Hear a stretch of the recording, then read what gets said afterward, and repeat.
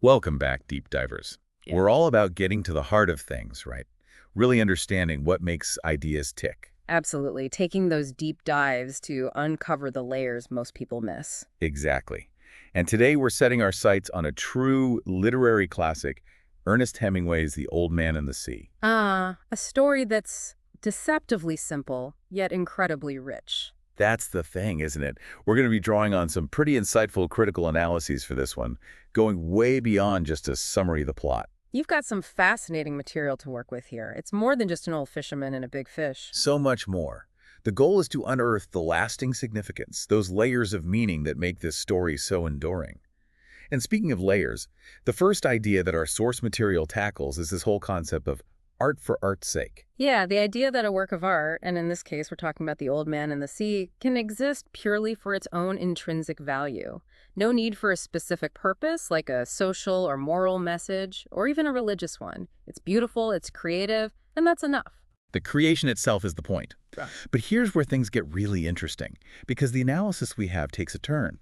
It argues that truly powerful art often can't help but have these deeper significances, whether intended by the artist or not. Right, and it specifically points to The Old Man and the Sea as a prime example. It might seem like a straightforward story, but it's actually loaded with deeper meaning. Exactly. So let's start unpacking those meanings, shall we? The first lens we're going to look through is the social one. How does the novel explore the idea of human connection, or perhaps the lack of it? Well, one interpretation that comes up is that the book is a portrait of profound human isolation. One of the critics even goes so far as to say that man's isolation is the most insistent truth in the novel. Wow, that's a powerful statement. It is, and you can see why, right? You have Santiago, this old man, heading further and further out to sea, physically separating himself from everyone, almost like he's cutting ties with society as he enters this epic battle with the marlin. It's like he's leaving everything behind. Right. But then, and this is what I find so fascinating, the very same analysis offers a completely different take. Huh. It suggests that The Old Man and the Sea is actually about interdependence and social significance. That's a pretty stark contrast. A surprising twist for sure. But if you really pay attention to Santiago's relationships, it starts to make sense. Okay, like his relationship with Manolin, the boy who practically worships him. Exactly. It's easy to forget how much Santiago depends on Manolin, and not just for companionship. Remember, Manolin brings him food, bait, even takes care of him when he's back on land. He's crucial to Santiago's survival. He's absolutely vital. And it's not just Manolin, is it? Our sources point out that Santiago is part of a larger social web, a network of people who support him. Right. Think about it. You have the restaurant owner, the person at the wine shop, even the guy selling lottery tickets. They all play a role in Santiago's life, even if it seems small. They form a community, a sense of belonging. It makes you question the whole idea of isolation, doesn't it? If he's connected to these people, can we really say he's truly alone? It's such a good point. It complicates things. The novel isn't just about this solitary figure battling the elements. It's about the network of relationships that sustain him. It adds a whole new dimension. Okay, let's shift gears a bit. We've talked about the social aspects, but what about the moral lessons? The source material really emphasizes this too. Yeah, The Old Man and the Sea is often praised for its portrayal of human virtues.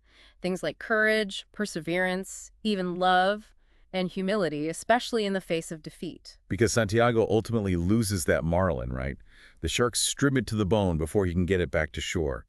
He returns with this massive skeleton, a powerful symbol of both his victory and his loss. Exactly, and it's that indomitable spirit, that refusal to give up even when facing such immense challenges that really resonates with readers. He's physically broken, but his spirit is unbroken. It's incredible. And there's this profound ethical dimension to his actions, too.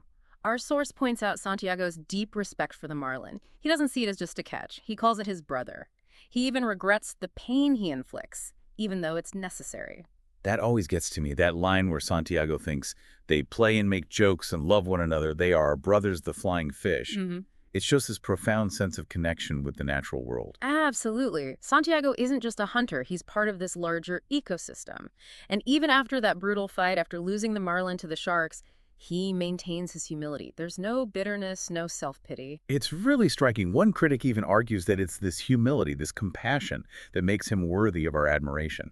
The moral victory lies in his character, not just the outcome of the struggle. So true. Okay, Ready for another shift in perspective. Let's talk about the spiritual dimension of the story, or as one of our critics puts it, the lack of overt religious conviction. Okay, this is where things get really nuanced. Because Santiago does pray, right? He promises to say 10 Hail Marys and 10 Our Fathers if he catches the marlin. He does. But our source makes the point that it feels more like a ritual, a bargain he's making, than a genuine expression of faith. Like he's fulfilling an obligation, not necessarily connecting with a higher power. And if you think about it, he doesn't really credit any divine intervention for his success or failure. It's true. It's like religious doctrine is simply part of the background of his world. But, and here's another interesting twist, the analysis then points out these striking parallels between Santiago's suffering and the imagery of Christ's suffering. Oh, yeah, like when he's carrying the mast, his hands all cut up, collapsing with his arms outstretched. It's hard not to see those echoes of the crucifixion. Powerful stuff. Hmm. So even though the novel might not be explicitly religious, it taps into those universal themes of sacrifice, suffering, and resilience. It has this spiritual weight to it without being tied to a specific dogma. Exactly. And don't forget that moment of doubt Santiago experiences after killing the marlin.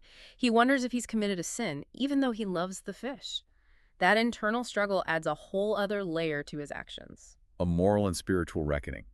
It's incredible how much depth Hemingway packed into this seemingly simple story. It really speaks to his talent as a writer. He managed to weave these complex themes into a narrative that is both captivating and thought-provoking.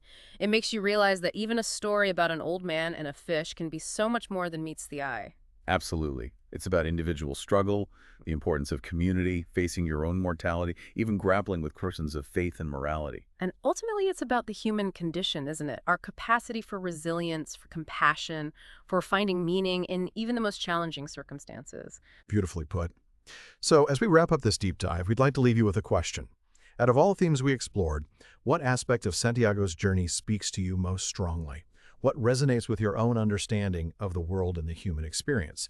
It's a question worth pondering, and we believe that's the hallmark of truly great art. Thanks for joining us on this deep dive into The Old Man and the Sea.